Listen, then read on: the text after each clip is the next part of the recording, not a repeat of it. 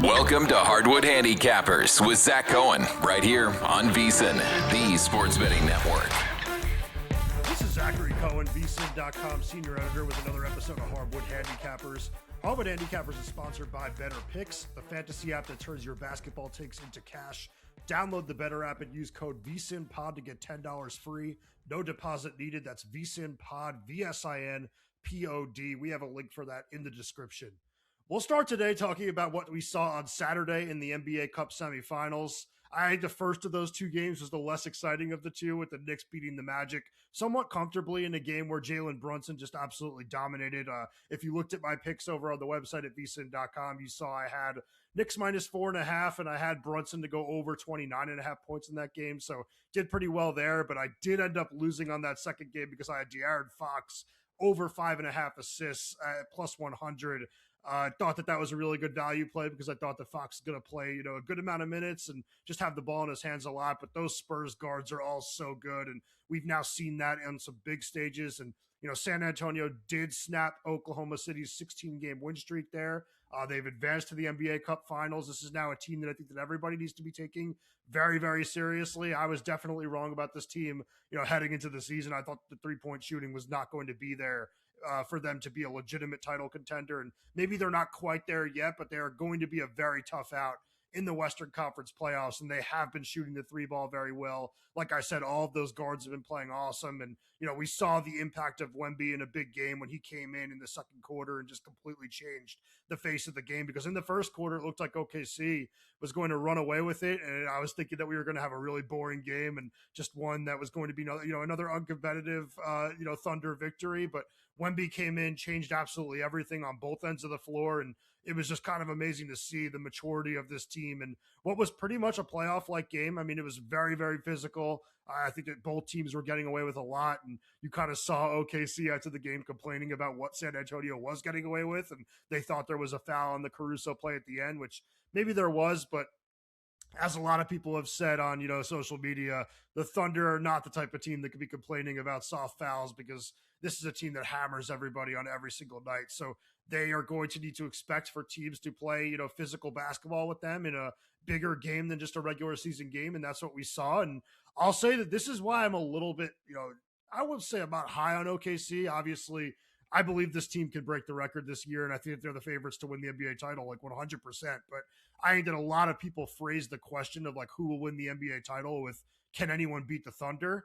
And I've always kind of said that I think that they can, and it's because you go back to last year, you go back to the year before, like, this is a team that has struggled with the physicality and slower pace of the playoffs and kind of the way that teams are able to just throw extra defenders at Shai Gilgeous-Alexander and, hope that OKC could beat them from deep. And, it's another game, another data point that we've now seen now where it was a big game and we just saw them lose. So I don't think it's a foregone conclusion that this team wins the title, even if they're able to stay healthy. I think that, they are going to be challenged by a couple of teams, especially in the Western Conference. Like, I think the Nuggets, the Rockets, and maybe the Spurs can give them a run for their money in a postseason setting. I think that they would beat the Spurs in 7 games, but I don't think it's a lock that they would beat either, the Rockets or the Nuggets. I think both of those teams are absolutely great. And then moving on to yesterday, I'm not going to recap the games very much, but it was a very good day for us. We went 4-1 with the plays that I had over at VSiN.com. So if you're a VSiN pro, I hope that you are checking out the website when I do my Saturday and Sunday picks, because we're only doing this pod Monday to Friday. And if you're not a VSiN pro, I hope that you jump in on one of the available offers, which we'll talk about soon. But we'll start talking about tonight's games now. I don't want to do too much of the weekend because the NBA Cup's tomorrow. We'll talk about that with Kelly Bidlin when he joins us on the Tuesday episode of Hardwood Handicappers. But yeah, we'll get into tonight's games because it is a pretty good slate. We're recording this on Monday, December 15th at 10 a.m. Eastern. So, bear with me if some of the lines move, but we'll be talking about the ones that I'm seeing right now. We'll start with Detroit at Boston. Game tips at 7 p.m. Eastern. The Celtics are 1.5 point favorites in this game. Total is 230.5. And this is a game where I do have a play on Boston on the money line. I actually took minus 122 with the Celtics here. And a lot of that just has to do with the way that this Celtics team has performed as a home favorite under Joe Mazzulla. I mean, you're talking about a team that's 21-5 straight up as a home favorite of 6 or fewer points under Mazzulla. Also 15-6 straight up when playing with 3+ days of rest. So this is a Boston group that is well rested, and that is important. I mean, this isn't as old of a team as it has been in recent seasons, but it is a team that has guys that are, occasionally banged up, with Jaylen Brown, the best player on the Celtics, being one of them. So I think that giving him a few extra days of rest is big. And this Detroit team, for as good as they have been under JB Bickerstaff and as good as they've been this season, they are just 13-15 straight up in games with lines of +3 to -3 under Bickerstaff. So the games that are really expected to be close and expected to be grinded out, they have struggled a little bit. They have not been as good as they have been, over the course of the season, where they've been pretty much the best team in the Eastern Conference. So I think this is an interesting matchup. And I also add that, this is a game where the math battle is going to be absolutely huge. You're talking about a Celtics team that's making 15.9 threes per game this season. That's the second best mark in the entire NBA. The Pistons are only making 11.2. That's the 28th best number of the mark. So third worst in the league. This is a big, big difference when talking about the most important shot in basketball. And it was a big difference when they met earlier in the year. They played a couple weeks ago in the NBA Cup, and Boston won at home, making 23s. Detroit only made 11. I do think that that's going to be a factor in this game. And I also think it was big that the Celtics were able to win that game despite Jaylen Brown shooting only 12 for 32 from the floor. I think you could expect him to play a lot better, especially, like I said, after a couple of days of rest. I just think that Boston's, in a really good spot here to win. And I also like that the Celtics are coming off a loss to the Raptors, to the Bucks, that they really should have won. They were up double digits in that game. They let it slip away in the second half. I think they'll bounce back here, especially with a few extra days to prepare. Next game we'll talk about is Raptors at Heat, 7:30 p.m. Eastern tip. This is a game where the Heat are laying 5.5 points. The total is 235.5. I actually don't have anything in terms of sides or totals in this one. I think it's a really tough game to call. I mean, Toronto has been struggling lately, but I do think this team is going to end up getting things right. And you could say the same about Miami. Miami has not been as good as it was since the start of the season. And, they've definitely skidded a little bit over the last 2 weeks and definitely turned in a really poor performance against the Magic in the NBA Cup knockout stage, a game where they went up really big early and then just completely fell apart. Both effort-wise and shooting-wise, everything unraveled for them. So I think both of these teams are going to bounce back soon. I'm not sure who I think it's going to be tonight. I guess I would lean Miami just because I do think that the style of play will be a factor in this game where they just get up and down the court in such a hurry, and they do run such a smooth offense that I do think that there's a chance that they end up just kind of out-executing the Raptors, who can be a little bit, disjointed offensively. They are playing without RJ Barrett again, so that's another scorer that they're missing, and it's probably not a team that can afford to be without a guy that scores 20 a night. It's just has not been, a trustworthy group on that end of the floor. So I guess I would lean Miami, but the play that I actually do have in this game is Davion Mitchell over 8.5 points at -122. And Mitchell has scored at least 10 points in 3 of his last 4 games. Has not really seen his minutes impacted too much since the return of Tyler Hero. I thought that there would be maybe a squeeze on him a little bit because they do have Norm Powell and Hero as 2 of their best players. And, the minutes have to come from somewhere. But, Mitchell's still playing 30 plus minutes on a nightly basis. And as long as he's doing that, he's going to be a threat to put up numbers. And normally I would say it would be assists with him, but I do think this is a matchup where you're going to see him score in double figures because the Toronto team is 27th in the NBA defending spot up shooters. Mitchell is a 39.3% 3-point shooter. So if he does get clean looks in this game, I think that he'll bury them. And the Raptors are also just 22nd in the NBA at defending in the paint, at the rim specifically. And Mitchell does score 36% of all of his points at the basket. So not only is he a good 3-point shooter and a lethal catch and shoot player, but also a guy that can attack the rim. So I think there's a really good chance that he ends up having a pretty good game as a scorer here.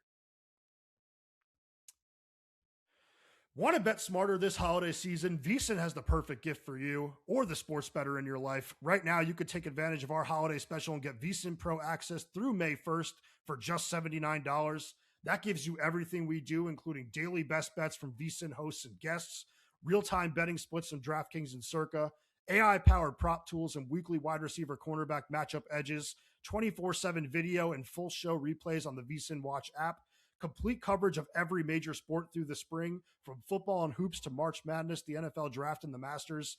Plus, you'll get all of our postseason betting guides and expert picks, including for the college football playoffs and the Super Bowl. Don't miss this limited time holiday special. Head to vsin.com/subscribe and unwrap your betting edge today. That's vsin.com/subscribe. And I've mentioned it before. If you've been listening to this podcast, I do a lot of tennis. So I mentioned a couple of sports there that we'll be doing through the spring. But yeah, you'll get a lot of tennis from me, starting with the Australian Open in a couple of weeks, which I'm excited for. Moving on tonight, let's talk about the Mavericks at the Jazz. This is a game where the Mavericks are laying 1.5 points. The total is 239.5. Game tips at 9 p.m. Eastern. This is an interesting game for me because I have been kind of singing the praises of Dallas lately, but I will be on Utah in this game on the money line at plus 107. I just think that this is the type of spot in which, historically the Jazz have been pretty strong under Will Hardy. They are 20-14 straight up in home games with lines of +3 to -3 since he became the head coach. And they're 18-14 straight up under Hardy when facing teams with winning percentages between 25% and 40%. This Utah team, like, for as bad as they have been for a couple of years now, like, when they are in a game that they can win at home, they are always live in those games. So I do think this is a team that really will be motivated by playing a winnable game in Salt Lake City. And it is a game where, Lauri Markkanen is not listed on the injury report. So you're talking about a Utah team that is better than Dallas offensively and definitely worse defensively, but you will see some of the effort ramped up a little bit when they're talking about a home game for this young Jazz team, which has been, way more competitive than people thought, to start this season. And I think the Mavericks are also dealing with a couple of big injuries coming into this game with AD and Daniel Gafford both being questionable. And, Derek Lively, we just found out a couple of days ago, out for the season as he, heads towards another foot surgery. It's just a team that is not completely 100% in health right now. And while I do like Cooper Flagg and, potentially Davis to have big games if they're both out there, I mean, Flagg will be, but I just think this is a game where we're going to see Utah's offense just be the difference maker here. I think the Jazz can score in a number of different ways, and I think the Keontae George might end up being the X factor in this one because I don't really think that there's anybody in the Mavericks backcourt that can cover him, not the way that he's been playing lately. So I think Utah on the money line at plus money odds, whatever you can get them, would be a really good look in this game. Next game is Rockets at Nuggets, probably the best game of the night. Tips at 9:30 p.m. Eastern. Nuggets laying 1.5, totals 237.5.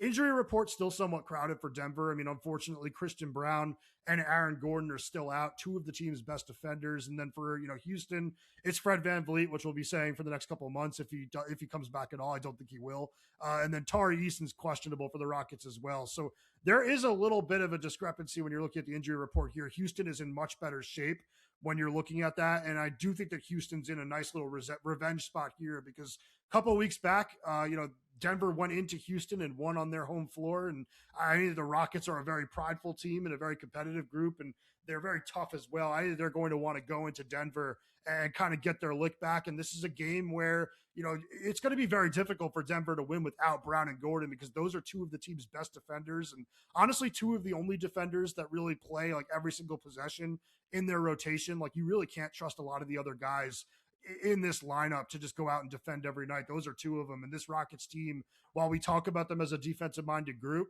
they are, a top 3 team in the league in adjusted offensive rating. And just overall, they have a better adjusted net rating than the Nuggets do on the season. They're plus 8.4 on the season, going over to dunks and threes, and Denver's plus 6.7. So you're talking about the second and third best teams in the NBA, but pretty big gap between Houston and Denver this year. And you probably make up a little bit of that with this game being played at Ball Arena, where Denver has been spectacular for forever. Honestly, this team has been good playing in Denver for a very long time, but I do think that the Rockets have the edge with them being the better team and the healthier team. And like I also said before, this is a team that lost to the Nuggets earlier in the season, and Ime Udoka is 31-21-1 against the spread, revenging a same season loss versus an opponent, since becoming the head coach of Houston. And I am going to be taking the spread in this game. I'm going to take the 1.5 at minus 105 odds because you're choosing between plus 1.5 at minus 105 or taking the money line at plus 102.